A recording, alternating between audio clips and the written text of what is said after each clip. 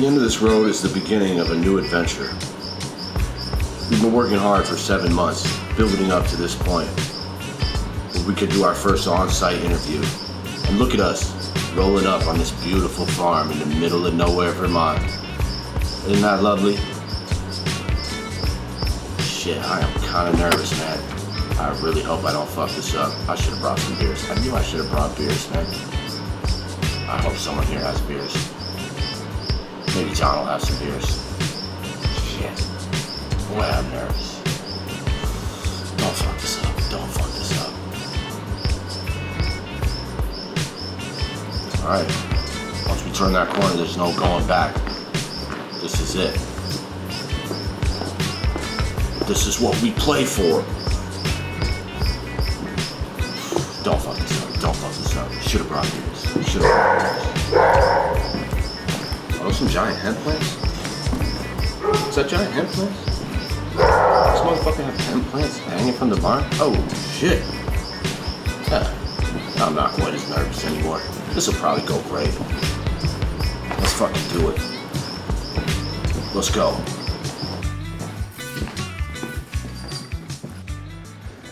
Welcome to The Fine Print, ladies and gentlemen. My name is Caleb Teskey, and today we have a first for The Fine Print here. You may notice we're not on a Zoom call. We are here on the Rodgers Farm in West Glover, Vermont, and I'm joined by former Vermont Senator and House Representative John Rodgers. And I just want to say, before we start, John, thank you so much for being here, and thank you for allowing us to sort of dive into some uncharted waters here. Happy to do it. Cool, and I had so many questions for you, but I like to start every guest the same way with a 5-minute life story, although I was really hoping you would dive a little deeper and give us sort of a history of the Rodgers Farm. It's such a beautiful property you have here, man. Yeah, thank you. My wife and I just purchased this farm back in the fall of 2019. It's been in my family from the early 1800s. I grew up here on a dairy farm, and now we're back and trying to make a go of it. We're doing some hemp farming and renting some of the land out to another local dairy farm. As you know, dairy is not a very lucrative game, and we got into the hemp business, and our retail hemp is doing okay, but the hemp is not a very lucrative game anymore either. The biomass dropped like a rock and is pretty much worthless at this point. So we're trying to figure out what else we can grow here on the farm. Now, before we get into the hemp or any of the cannabis stuff, which we're definitely going to do, I'd like to know what it's like sort of growing up on a dairy farm and sort of how your life played out. Yeah, well, farming, any kind of farming is a lot of hard work. And unfortunately, the way America works, it seems like the processors are the ones that make all the money, and the farmers, it doesn't matter if you're growing beef or milking cows or growing other food crops. The farmer puts more work and more time into it and makes the least amount of money of anybody that touches it, and it's extremely unfortunate. Why do you think that is? Well, it's because the processors control the market. The farmer has a product and they have to sell it, and the processors know that. And especially like in the beef industry now, there's only four beef processors own about 90% of the market, and our Congress foolishly took off the country of origin off food. So now, if the beef farmers in America say, no, we need more money for our beef, the processors can go and buy African beef. And so when you go to the supermarket, if it doesn't have a country of origin on it, it could come from South America or Africa or anywhere else in the world. I don't think the American consumer largely knows that, because personally, if I saw a steak in the cooler that said product of Africa, I don't think I would buy it. Nothing against Africa, but I want to support American beef farmers. And it's do you think it's important to know where your food comes from? Absolutely, absolutely. And we actually, with our hemp business, we preach to people, it doesn't matter if you buy our products or not, but you should know your farmer. Know how those plants are grown and taken care of and processed and how things are made. And I think we're lucky here in Vermont with our local food movement in that a lot of people do know their farmers. We know where our meat comes from. We grow a lot of our own vegetables.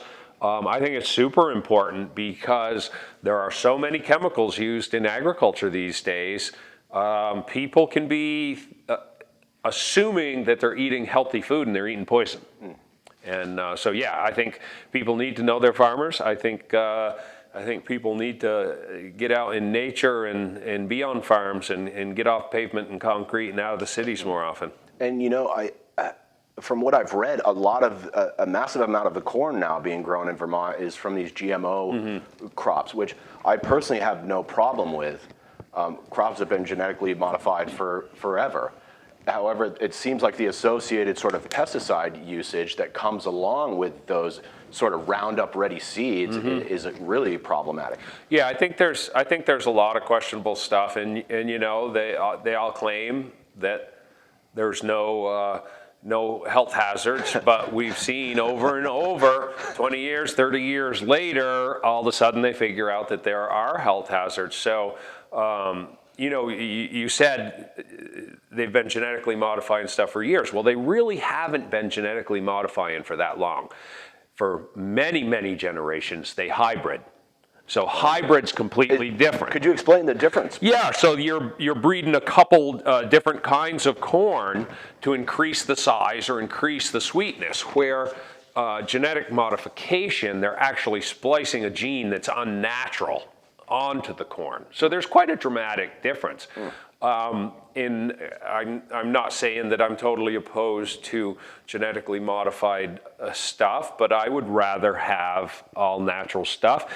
And I do not like the harsh chemicals that a lot of them are modified to be able to withstand. The glyphosate, the atrazine, things like that. Yeah, absolutely. And like a lot of the grain crops these days are killed with glyphosate. And so when you're And doesn't that make it easier for them to harvest or quicker or something? Yeah, it makes it, first off, if you step on a plant that's going to seed and it kinks it over and it thinks it's dying, it's going to put all its energy into finishing off those last few seeds that aren't quite ripe. And that's what the glyphosate does. It tells that plant, you're at the end of your life. You need to finish off every seed that you can. But then it also dries the plant out. So it does two things. It makes more of the seed mature, but it also dries it out and makes it easier to harvest. But from my mind, there's no way that you can do that and not have trace amounts of chemicals in your cereal and your bread and whatever else you make. Well, and I've seen these tests coming back from Ben & Jerry's where they're finding glyphosate in the samples of ice cream. Yeah. Yeah, and I think they've found it in samples of a lot of different cereals. A lot of the different popular big cereal companies have had traces of glyphosate in cereal. And do you think, so I've watched sort of Cabot get sold off to Agrimark and watched Unilever come in and buy Ben & Jerry's, and it seems like, and I know we talked about this on the phone before, it seems like their model is to consolidate, and all the small family farmers sort of suffer from that model. Would you agree with that? Absolutely, and unfortunately, it seems that's the way America is going, is that all the little guys are getting bought up, and here comes my security system. Yes. Hi, Petra. All the small things are getting bought up by the big guys, or they're being undercut and put out of business, and so we're left with these Amazon and Walmart type deals everywhere, whether it's a processor or even the dairy farmers now are getting giant. You either get huge or you go out of business, it seems. And I don't think it's good for the consumer or for the animals. It does seem like there is sort of this tendency for every new sort of business to sort of scale up in a massive hurry. But really the way I look at it is that, especially with our food system, for example, perhaps if we had smaller growers more frequently around the area, we wouldn't have to waste all this money on packaging and shipping and transportation and things of that nature. Yeah, well, and that's one of the things that drives me crazy about some of the groups that are anti-meat and anti-hunting and all that. If they think for a minute that their food consumption didn't have an impact on nature, they're completely crazy. Because where those tomatoes are grown, there used to be a natural environment. There were plants and animals and bugs that got wiped out so that farmer could grow tomatoes there. And the other thing that drives me crazy is that much of the food that they're eating is shipped here from other countries or shipped across the country from California. Huge environmental impact. And that's one of the things I love about the local food movement is why should we ship stuff from California that we can grow here? That's a great question. Yeah. I'd love to talk to the food movement. Now, John, I'd like to ask you also about some of your other businesses. You said you have a masonry business. You said you just did some restoration at the bread and puppet site. That was super. Tell me about that. Yeah, so I've done stonework and excavation for a lot of years. Let's see, we're probably a little over 30 now. Started out building chimneys and fireplaces and slowly moved into the dry laid stonework. And I've been fortunate enough to do some really cool historic restorations, which are probably some of my favorite work. Cool. Yeah. I've done a lot of work at the old stone house. On walls and foundations over there. I redid the Circus Smirkus barn over in Greensboro, and I've worked on the bread and puppet barn a couple times, but this was a huge project where some 25 years ago, they took out the old stone walls and replaced it with concrete, and that concrete had failed. And so the decision was made to go back to stone, which I personally believe I can build a stronger stone wall than anybody can do with a concrete wall. Huh. So yeah, very, very cool project, great operation over there. I love it over there. My friends used to dance on stilts at some of the old shows when we were kids. Yeah, it's really cool to see how they all work together. Everybody pulls their own weight. I mean, they're feeding 60 people a day. 3 meals a day over there. I mean, I talked to one of the girls working in the kitchen today, and I said, God, you guys never stop. Holy she shit. looks at me and she goes, likewise. But they do. I mean, they're 60 people. I mean, that's a big 3 meals a day. That's a lot of food. Yeah. That's a lot of food. Let me ask you this. Do you ever take a day off?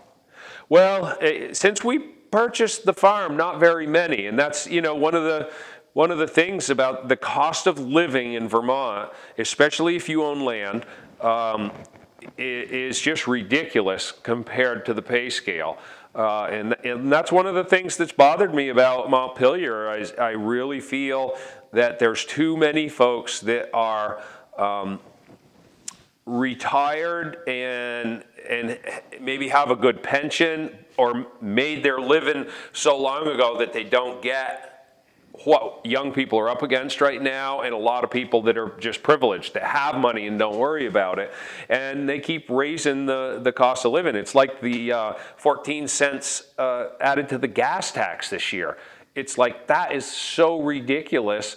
We've got more money in the transportation budget than we've had for years because of all the federal money coming in, and people are feeling the pinch of inflation.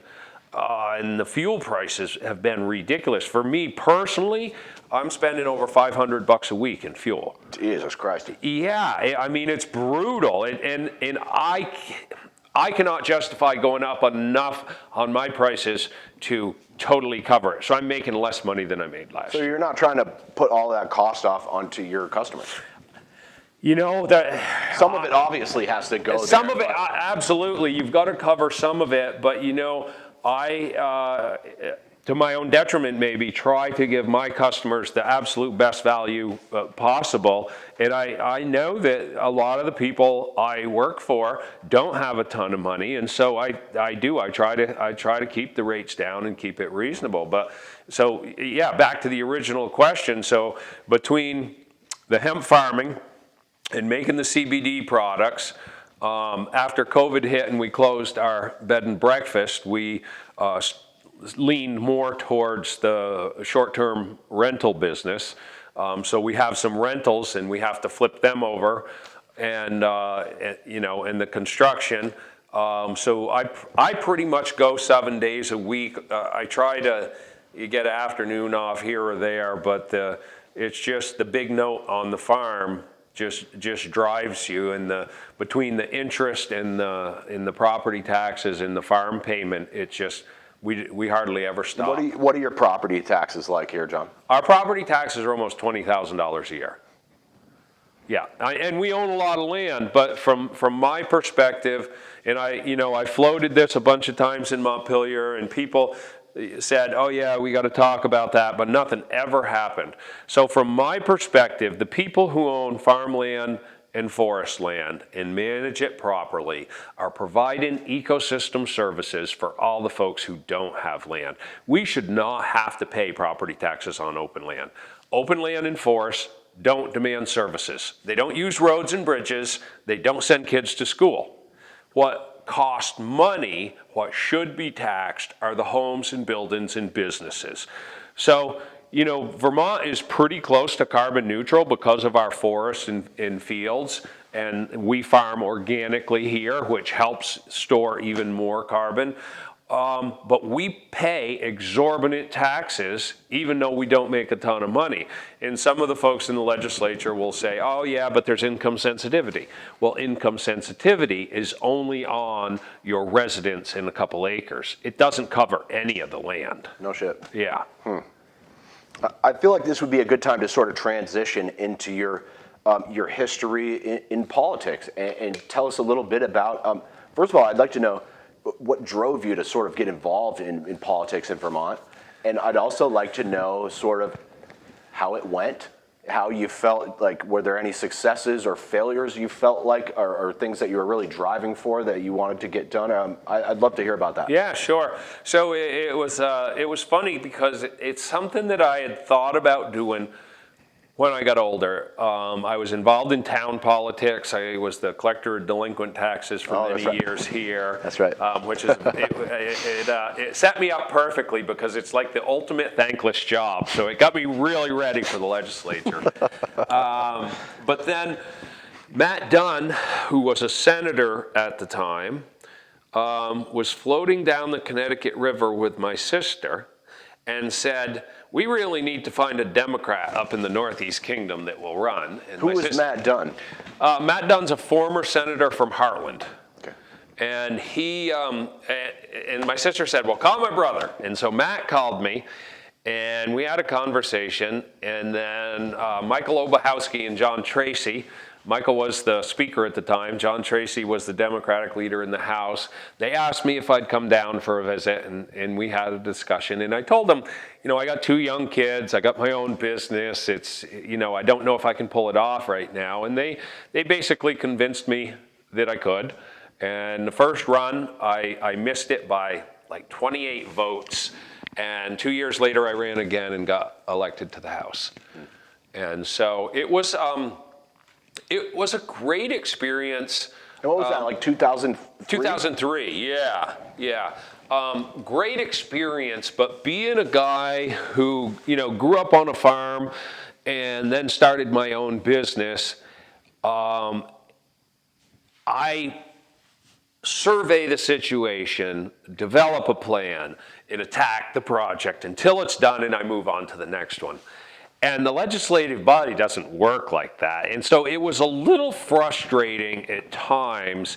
I know you have to be deliberative. It's really important to try to allow every person who wants to talk on the subject to talk. But an awful lot of times it seemed like they chewed the same food over and over and over and over and over, and that was frustrating. It's very, very, very inefficient. So that was tough. But yeah, I had some great successes, and I actually had when I was in the House, other representatives come up to me and go, okay, so how do you get those things done? And basically what I would do is I would do my committee work, but I would pick a couple of my bills every year that I really wanted to get through. And when I didn't have committee work, or there was something going on in the committee that I could, that I already knew enough about, I didn't really need to be there, I'd slip out and work on other bills. And so from the very start, even my freshman year, one of my pet projects throughout my career was aquatic nuisance species. And yeah, because it's a huge threat to the quality of the state water. And I think in the time I was there, every aquatic nuisance species bill I was the lead sponsor on, and got a lot of good work done on that. And unfortunately, I don't think now that I'm gone, anything more has been done. And I think we've got a lot of terrestrial nuisance species like wild parsnip and bedstraw and tons of other things that wild parsnip is fucking everywhere. It's horrible, and unfortunately, I believe our Department of Transportation's mowing program is just spreading it everywhere. Those mowers go up and down the highway and they carry the seed, and now you go up 91, it's almost everywhere, and now it's starting to spread on the state roads. And my fear is the towns also have mowing programs, so if they don't do anything about it, it's just a matter of time before that stuff is spread. Why don't they just stop mowing it? Then they don't have to do anything? They need to mow, but I don't know enough about the plant. One of my friends actually sent me some information that I got to get back to, but there's some plants that if you mow them early and often, you can kill them because they never get a chance to seed. Okay. And I don't know if that's one of them, or if you would have to spray them with something, or what you would do. But there's a lot of invasives coming in, invasive bugs, invasive plants, invasive aquatics. Lampreys in Lake Champlain. Yeah. I felt like I saw. And it's really concerning because every invasive that comes in displaces our natural species. Yeah. And so that was where I started. Which committees did you work on? Can I ask you that? Well, yeah, and that's interesting too, because I started out in the House, and in my entire career in the House, I served on the Institutions Committee, which oversees state buildings. So we fund Buildings and General Services, who is the department that takes care of all the state buildings. And they do all the construction of new buildings like the State Police Barracks and the Waterbury Hospital and all that stuff. But they also do a lot of building for like forest parks and recreation, for fish and wildlife, with the fish hatcheries. So it covers a lot of government, and because I came from a construction background, it was a perfect fit for me. So when I moved on to the Senate, I asked to be on that committee, and I asked to be on natural resources and energy. Was super interested in energy. I do not like or support industrial wind power plants. I was just going to go there, John, because I think on a clear day you might be able to see. No, I'm absolutely a very lucky man. I cannot see them from my house, okay. But if I go down my field that way a little bit, I can see the blinking lights. And did you sponsor a bill? I believe it was S10. To ban industrial wind. Absolutely. I don't think they have a place in Vermont. The only thing those things do is fill the pockets of multinational corporations. And is this true? Most of that power is sold to Canada or other states? Well, the power grid is kind of like a water pipe. You turn the water on in a pipe and it's got a whole bunch of T's in it. It's going to go wherever somebody turns the spigot on, right? So the power actually gets used here, but the green credits, they sell out of state. Oh. So the environmental benefits are mostly being sold out of state. Huh. Can I have another beer? Absolutely. Are we good, Ben? Cool. Yeah, so that was one of the reasons I wanted to be on natural resources and energy. But the other reason being, there are not very many legislators anymore that work with their hands or have farmed, right? And so I was the only one that's farmed. Actively manage my own forest, so very fluid in logging How much of this land do you own around here? We have just under 500 acres. Oh, okay. Yeah, so pretty substantial chunk, and a lot of it's forest. We have about 100 tillable, and most of the balance of that is forest. Some of it's wet, too swampy to grow good trees, but it's great for wildlife. Basically, I am the reason that after 6 years of beating the drum in the Senate, we finally passed a bill to have the what do they call it now? Utility? Commission. It's the commission now. Used to be the Public Service Board. It's the Public Service Commission, Public Utility. You're the expert here, John. Jeez, I'm crow. It used to be the Public Service Board. Anyways, they finally addressed sound levels and brought them down to, from my perspective, not far enough, but it was enough to slow stuff down. I also did a lot of work on net metering, and it's hilarious because when I was in the House, I voted against net metering, and Robert Ronci was the chair of the Natural Resources and Energy Committee, and we met in the hall afterwards, and he said, well, why did you vote against our bill? And I said, because I think it's going to make electricity prices go up. And he says, no, we think it's going to make electricity prices go down. Fast forward, I'm in the Senate. Robert Ronci now works for Green Mountain Power. And he's in the Senate arguing because one single proposed net metering project in their area was going to cost their members, consumers, over $14 million a year more than it would cost if they just went out to contract somebody to do it. Net metering costs are set extremely high. It's been a boon for all the solar developers. They're all filling their pockets. But when I was still in the Senate, it was over $20 million a year that was being cost shifted from people who don't have solar panels on their homes to people who do. Wow. And the majority of the people who have solar panels on their homes have some disposable income. You don't see them on poor people's houses, right? And so poor people are subsidizing people who have disposable income. Businesses are subsidizing people who have disposable income. Isn't that kind of the way it goes? Well, unfortunately, it's the way most of these programs work. It's like Efficiency Vermont. Tons of that. Who's hopefully coming on, so be nice. Well, no, they do some great work, but there's a lot of poor people who can't come up with the matching dollars with the portion that Is that how it works? They match?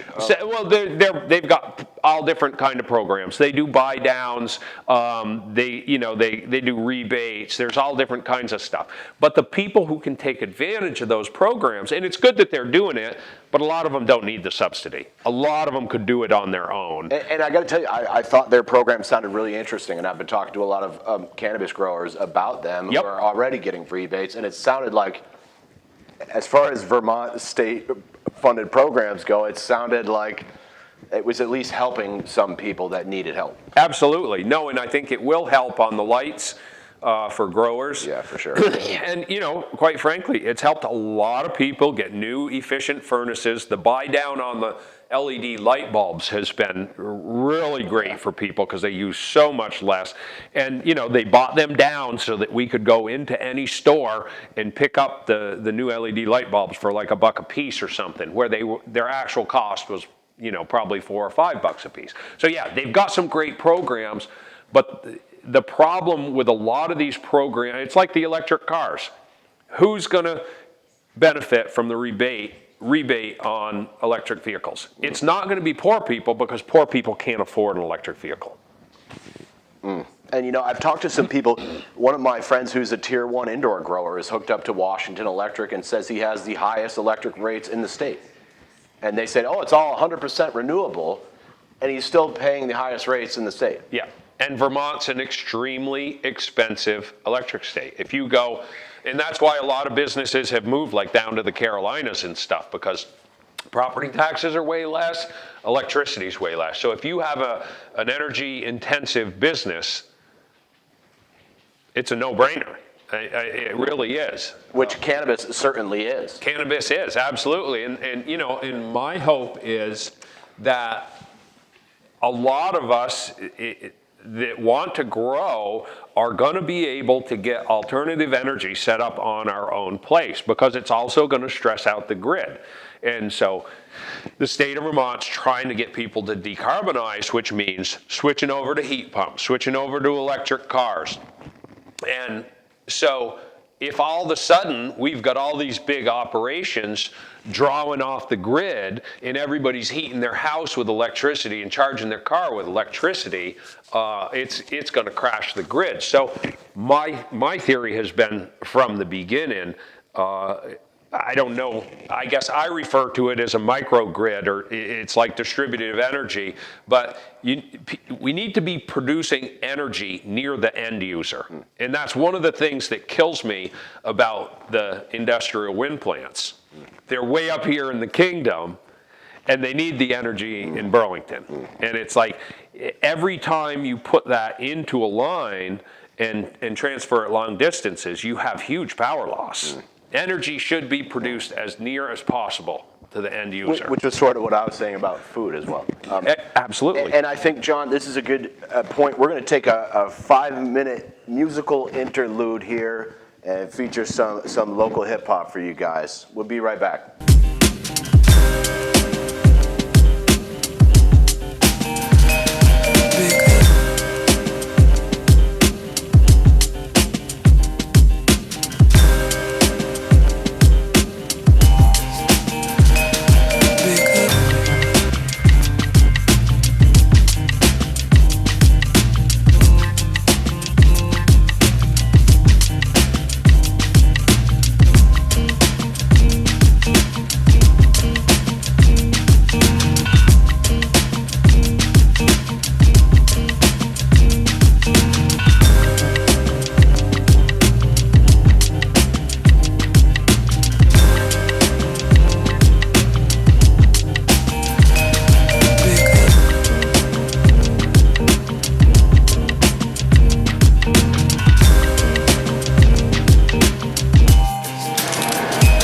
This.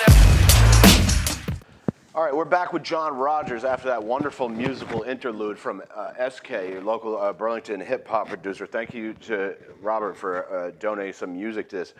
John, I want to get to the cannabis stuff, but we got to talk about a couple things first. I want to talk about when you tried to ban cell phones, please. Well, there's a whole bunch of people in the State House who say 21, you should be 21 years old to be able to buy a gun. And one of the biggest killers of our youth in this country is car accidents. And many of those are caused because they're using their handheld devices. And so basically, I was pointing out the hypocrisy of the people in the State House, because if their whole gun argument, they say, is about saving lives, which I don't believe. If they really wanted to save lives, they would try to cut down on the number of kids being killed in traffic accidents. And one of the biggest things they could do is take the cell phones out of their hands. So you think, in a sense, that cell phones are as dangerous? Absolutely. And think what you can do on a smartphone today. You can go on to right-wing conspiracy theory websites and neo-Nazi websites and ISIS websites. I mean, all of these fringe groups are using the internet to recruit. So, it's one of the most dangerous things ever invented, because it's information and it's connections to people who are dangerous, and they're trying to recruit other people into their mindset. And I'm gonna tie the gun stuff in later, but I also wanted to ask you about this open letter. When we spoke on the phone, you said at one point you wrote an open letter to your colleagues in the Senate, I believe. Yep. And they tried to remove you from your committee assignments based on that letter. I was curious, what did you say exactly that got everyone worked up? Well, so basically we were on a Democratic, no, was it a Democratic? I think it was a Democratic Senate caucus. It might have been a caucus of the entire Senate. It was after COVID hit. My wife and I had just opened the bed and breakfast. We spent $750,000, bought the family farm in the business in 2019, opened the bed and breakfast January 1st, 2020, and had to close it because of COVID 2 months later. Wow. And so it threw our family into a financial emergency. Wow. So I was busting my butt 7 days a week, and I told Tim Ash and Becca Ballant that I was going to be missing some meetings because I had to deal with my family and what emergency. was Becca Ballant's role at that time? She was the leader of the Senate Democrats. And how about Tim Ash? And Tim Ash was the president pro tem. Tim Ash wrote me an email and said, do what you got to do. I never heard a boo from Becca Ballant. So, no leadership there from my perspective, and no compassion. But so anyways, we're on this Zoom meeting and we're talking about the Act 250 bill. And myself and a bunch of the environmental groups, real environmental groups, because VNRC was actually supporting the bill. And in this bill, there was a section that would allow development to bypass Act 250 and only go through municipal review. Even in the towns, they're dumping raw sewage into the lake. And so it was, from my perspective, it was a horrible bill. But none of them like people who speak truth to power. And I called it out. I said, so you guys are supporting a bill that's going to dump more raw sewage into Vermont waterways.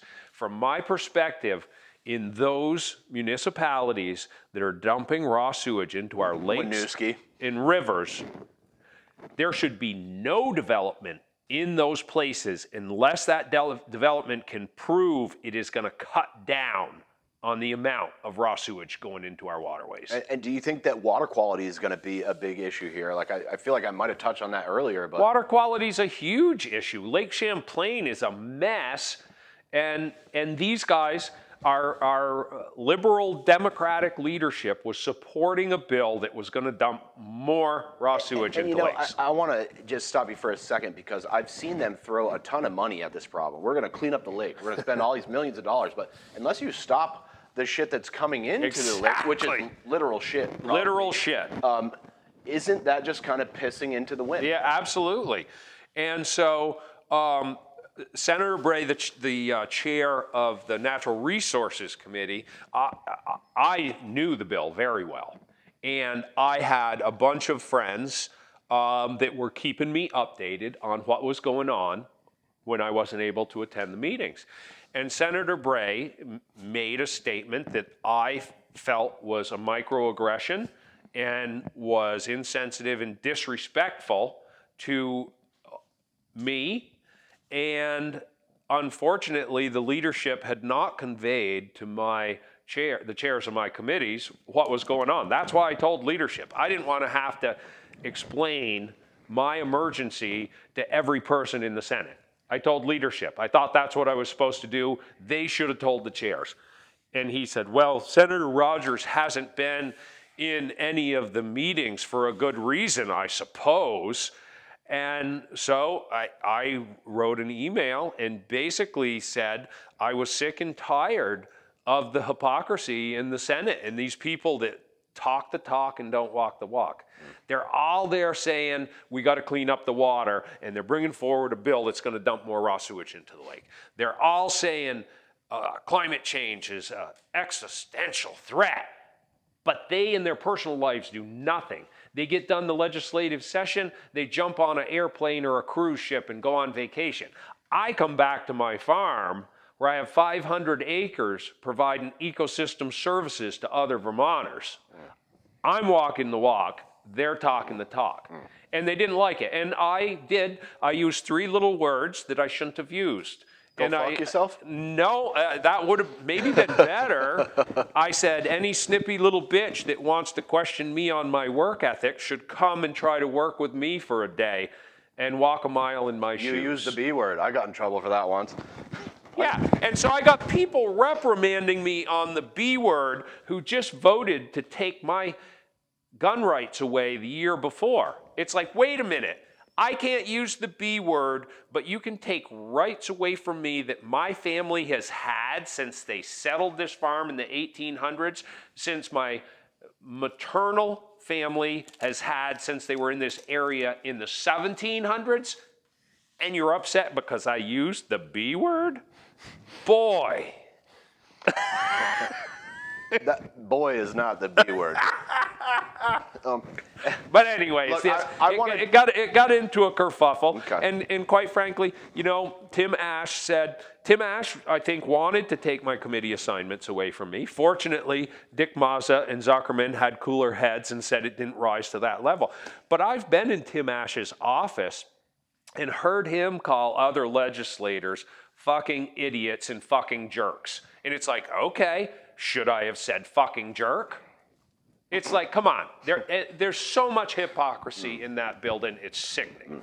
So I feel like this is a good spot to transition over to the cannabis stuff, because from what I understand, you helped author some of the first legislation on cannabis, and obviously you're a hemp farmer, yeah. So you know how to grow the plant. Can you talk about your work on some of the legislation? Yeah, absolutely. While I was in the Senate, I sponsored every piece of hemp legislation that went through, and I was a co-sponsor on the adult use cannabis bill. 54? 54, yep. And so there was 6 or 7, I want to say, senators in that ballpark who would get together, who were all co-sponsors. Dick Sears, Joe Biden. Yeah. Sears, I think, was the lead sponsor, and quite frankly, kudos to Dick Sears. He I think when he started taking testimony on that bill, I don't believe he thought there was a prayer that he would actually support it. I don't really think he was a big supporter, but he approached it with an open mind. He took tons of testimony. He learned a lot, and he was the champion. I mean, I think that last biennium, I think the Senate passed it 5 times and sent it over to the House, who were over there twiddling their thumbs. Who you said are maybe, I believe you said the phrase control freaks. Oh, it went to 11 committees and everyone screwed it up a little. And so when it came out of Dick Sears' committee, Senate Judiciary, I believe the lower tier was like 20,000 square feet, or it was 20,000, 40,000. There might have been a 10,000. And I'm looking at this and I go, there is no average Vermonter who is going to be able to get into this. So to set up, if you own a building and you own the land, to set up 1,000 square foot grow space is going to cost you $100,000 easy. That's to do it with, mid-range stuff. You want to do high-end stuff, way more. How many average Vermonters do you know that have $100,000 they can spend? And I wanted to tie this in, and this is a great place to tie this in, because I am a social equity applicant based on my reading of the bill, because my dad was arrested in this big drug bust with Billy Greer back in the 90s. And when I look at the social equity piece of this, we're going to give people a leg up in this market, and we're going to waive the application fee and the license fee. I'm like, that's the smallest cost of it. But it's something, and for most people who applied for the social equity, they didn't get anything. And the House cut who could apply. So I was hoping they knocked the women down to a second tier to the it was like social equity and then economic empowerment. And there were a lot of women that were upset about that because they were told they were going to be in that first tier. Well, and it's the same. I've got indigenous ancestry. I was hoping that would maybe, give me that leg up. Because let's face it. The natives got really fucked on the social equity piece, I thought. I absolutely agree. So I was the first one to drop it down to small. So I proposed an amendment on the floor that passed, and I think it was a 500 square foot, because I'm just thinking, okay, let's get something small enough so the average Vermonter can get a foothold, right? And so I was the first one that brought that up, and the committee accepted it and went from there and ended up, the small tier is 1,000 square feet. So I thought that was really important. But what happened in the House and in the way the whole thing is structured, number one, the House totally screwed the pooch by holding up the positions and the money for the Cannabis Control Board to get going, right? And the application is absolutely ridiculous. I mean, just a nightmare. I'll bet there's people who, when they tried to fill out the application, said, screw this, I'm going to stay with the black market. Can I tell you something? When I first went to a control board meeting back in early February, that is exactly what I said to them in my public comment. I said, just looking at this from an outside perspective, I'm going to look at this application and just keep selling edibles to my friends on the black market. Exactly. If you're trying to encourage people to join the legal market, it seemed like there's a lot of cost prohibitive items and a lot of just red tape that is going to scare a lot of people off. Yeah. For instance, you have to have a succession plan in case you go out of business. The escrow thing, yeah. So I had to put $2,500 in an escrow in the bank. And I said, I threw in my proposal and I said, I've grown hemp for years. I've had to destroy plants because they were sick. I've had to destroy plants because I have had too many and there was no market for them. I said, my succession plan is I'm either going to compost them or burn them. It's not going to cost me anything. It doesn't cost you anything, right? You light them on fire. Rejected it. Yeah.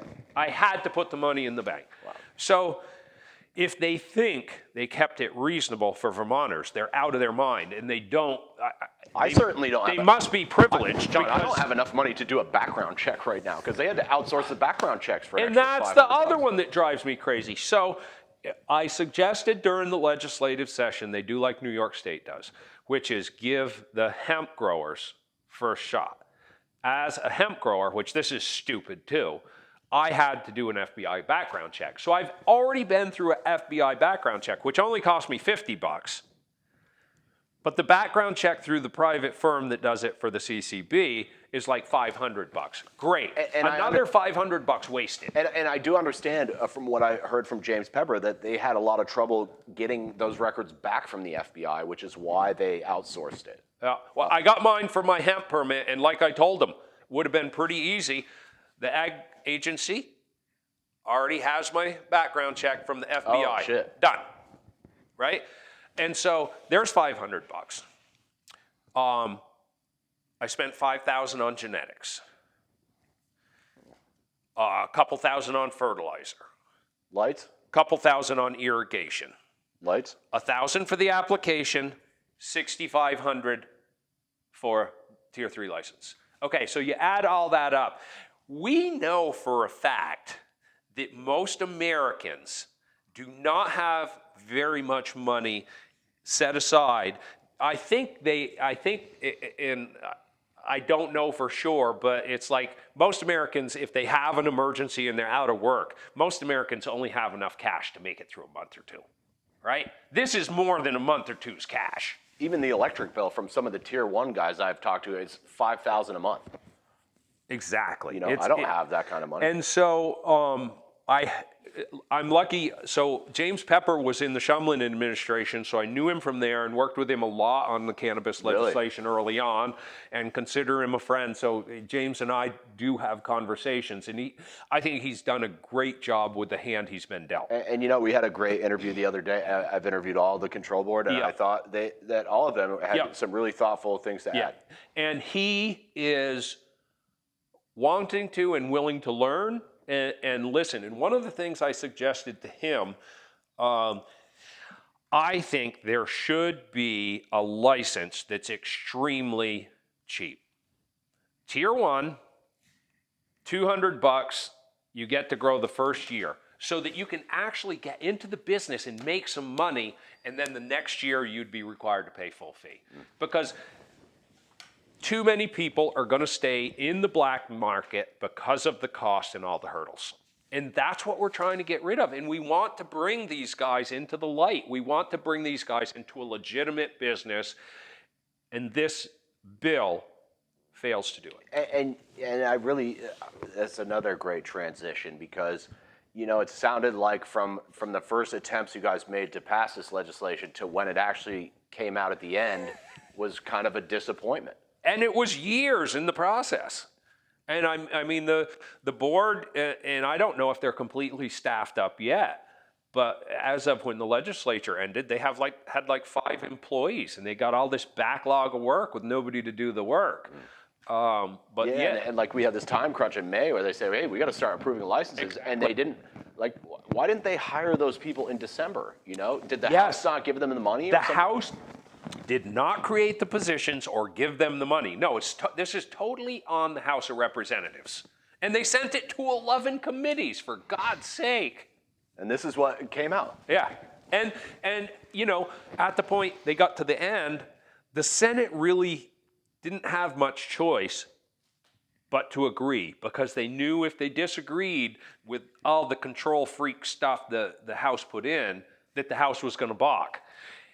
And so, kudos to them. We have something instead of nothing, and now we can work on fixing all the problems, which there are significant problems. THC caps.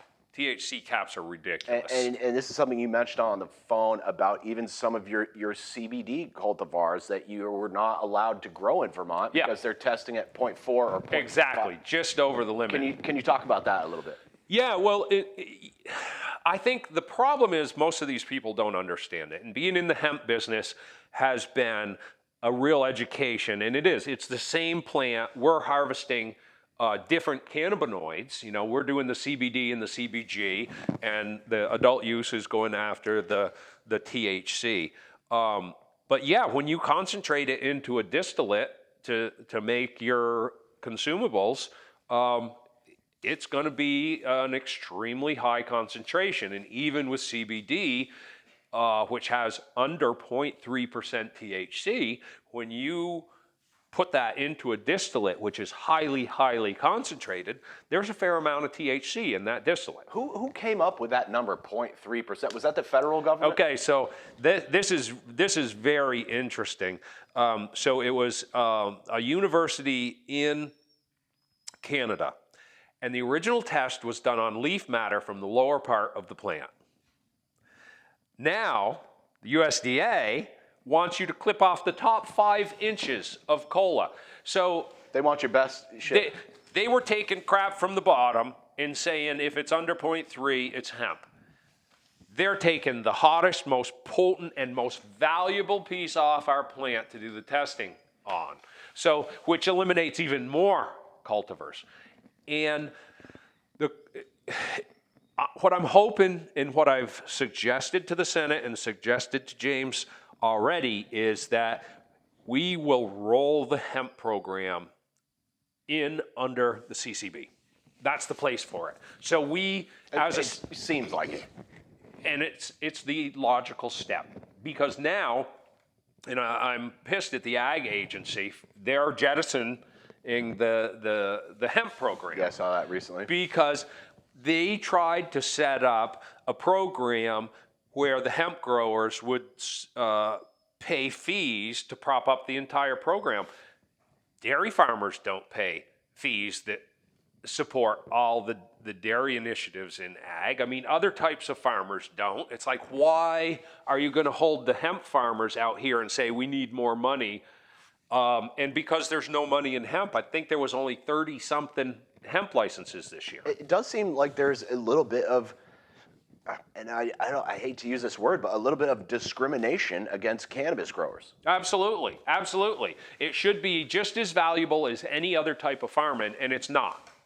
The general fund props up much of the employee pay in all the agencies and departments, and you know, it should be part of our agricultural system, and it's not, which means it's going to go back to the USDA, which means we're going to have to deal with the feds. And that's why I want the Cannabis Control Board to take it over, and we need to set the THC limit at 1%. Now, come on, let's be real. Nobody that wants to get high is going to smoke 1% weed. Right. If you want to sell weed also at a retail dispensary that's going to be 25, 30% THC. Who cares if you sell CBD that's 1%? Yeah, no, the hemp is being used for medicine. It's being used for health. And I don't care if it was 2 or 3%. People who want to get high are not going to smoke that. Not when they're growing 30% cannabis. Yeah. And the other value in the hemp is that with the high THC concentrates, from my perspective, if you mix CBD and CBG in with the THC, it makes for better medicine. The CBG has been studied and proven to help significantly with pain.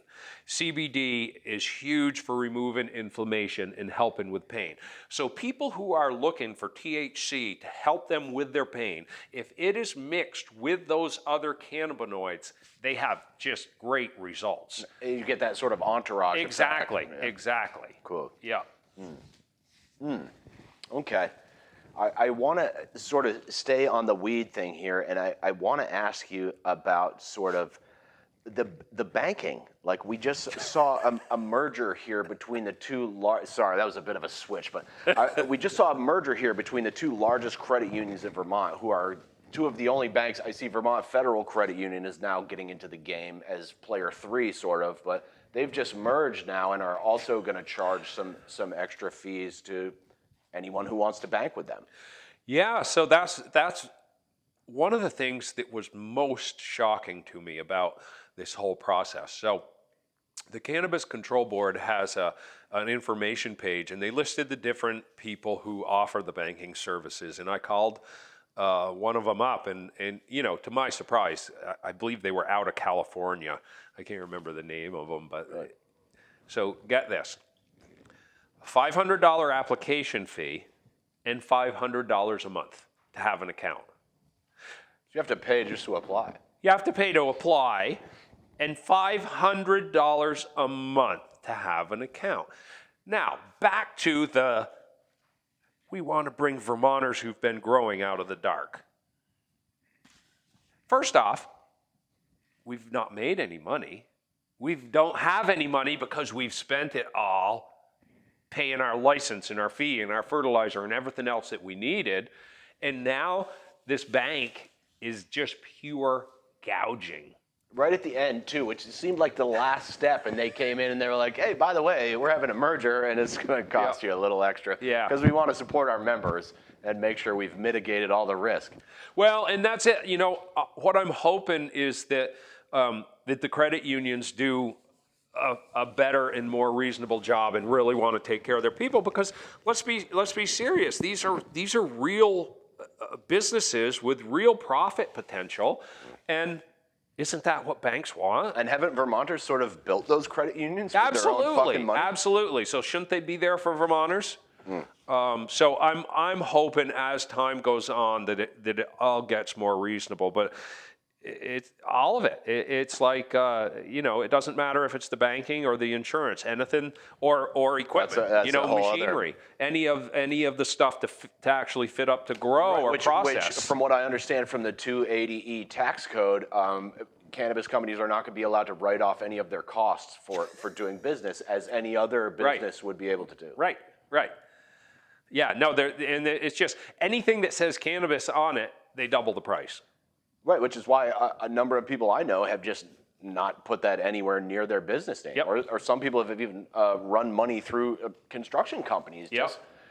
Which is crazy when people are trying to set up businesses and you want to get ready for a retail market in October, Yep. but you're not going to let them get their revenue flowing. Yeah, no, and people want to be on the up and up. People don't want to have to skirt the system, but there's a system here where it's almost impossible for people that don't have a ton of money to hit all the nails on the head, to actually play by the rules and have enough money to get in. And get that started. social equity piece really seemed like it was for people who already have enough money to start a business.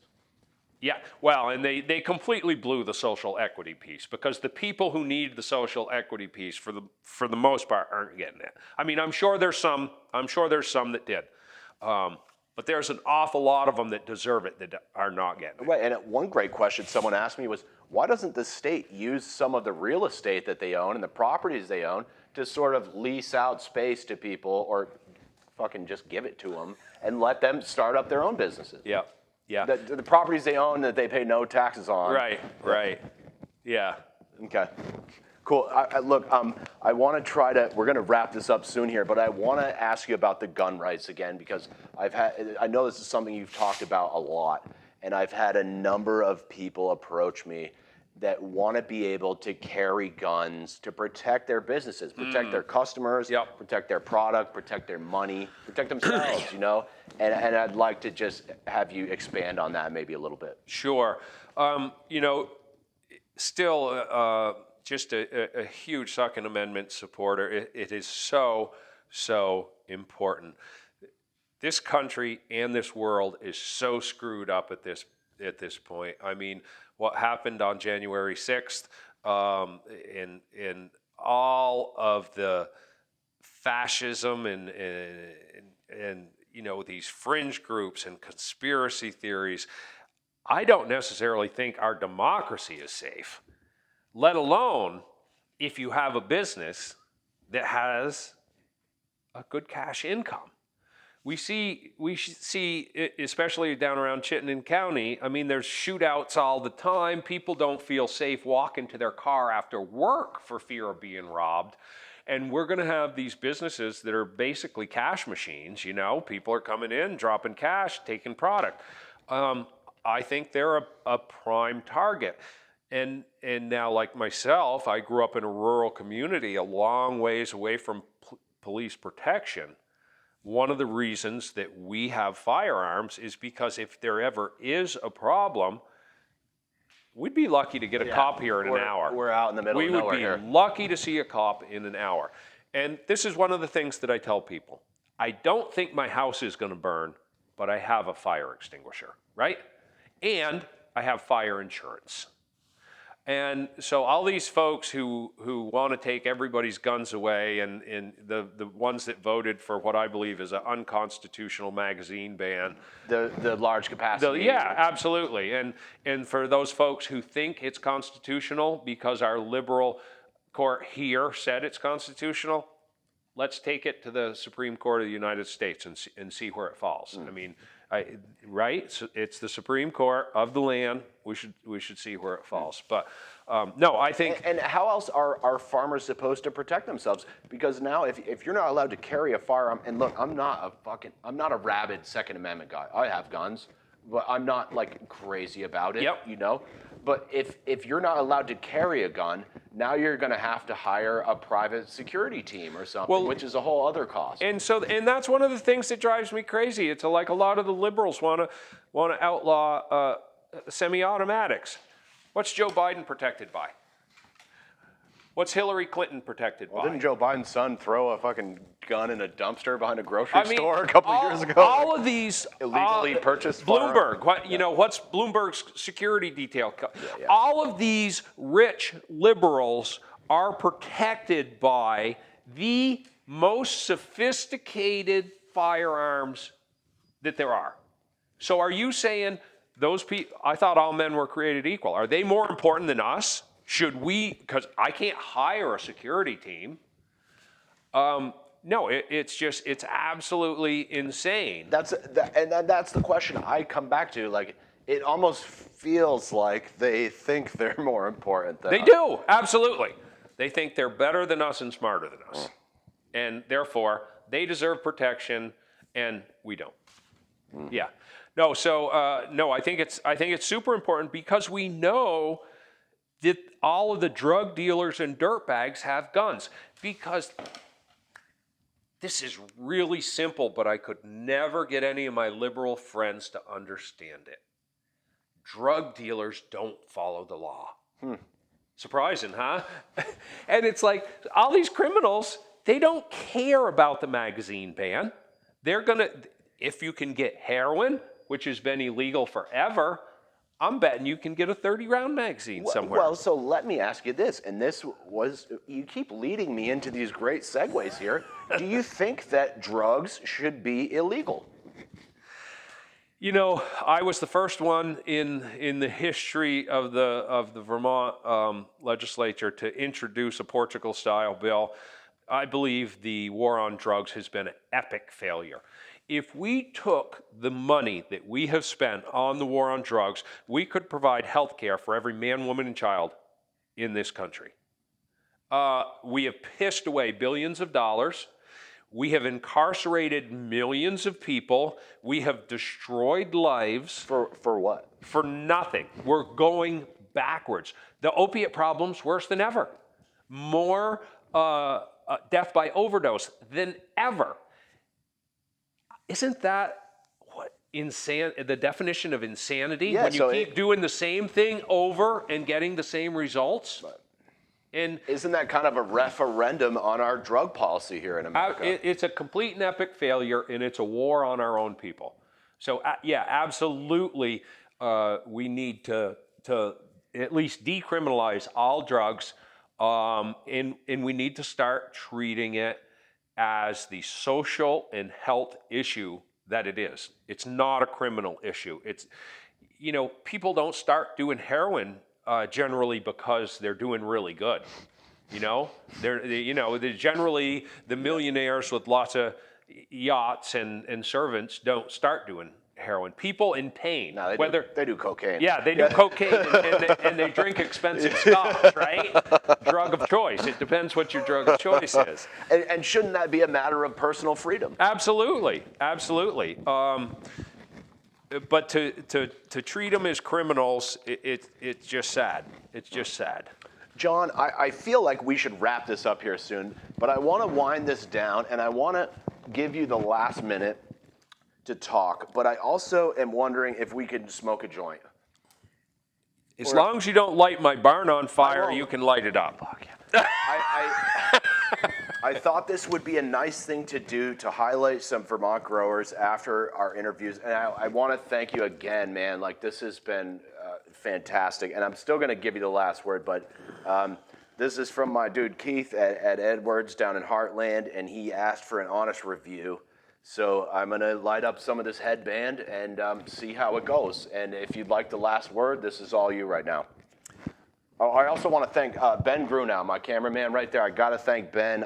Ben, good call. For real, man. Like, thank you for approaching me, and thank you for donating your time to make this happen. Yeah, well, it's been fun visiting. You know, I could sit here and talk about this kind of stuff all day long. So, however long we just took, it went by like it was 5 minutes. Felt like about 2 hours. An hour and a half there. Yeah. That's really nice. You want some? Oh, shit. Keith, thank you. That is fucking tasty. You want a hit, Ben? I'm not going to take a hit, but it smells Come nice. get one, buddy. Well, John, I'm going to give you the last word. Do you have any final thoughts you'd like to share with us before we get out of here? Well, you know, I hope this cannabis thing takes off. I really hoped that the hemp thing would take off. What my personal hope and perspective is that Vermonters, especially farmers, are going to be able to grow a crop that will actually help them pay the ridiculous cost of living here in Vermont. And so that's my real hope with this, is that it doesn't get taken over by the folks who have big money. You know, and basically, if you're applying for the higher tiers, you have to have big money. I want the real Vermonters to be able to benefit from this. That's my hope. That's a great note to leave it on. John. Beautiful. I dropped my shit, but that was great. Thank you guys so much for tuning in. Thanks again, Ben, and we'll get this up as soon as possible.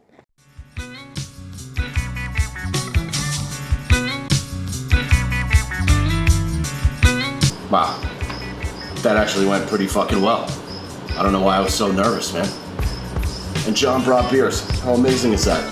This fucking guy. I'd like to thank the Rodgers family for their hospitality and the free vegetables. I made a beautiful soup out of that. I'd like to thank Ben Grunow for his time and these beautiful drone shots as we're pulling out. Thank you guys so much for supporting the show, and stay tuned. We're gonna edit this down, and I'll see you on the other side. Peace.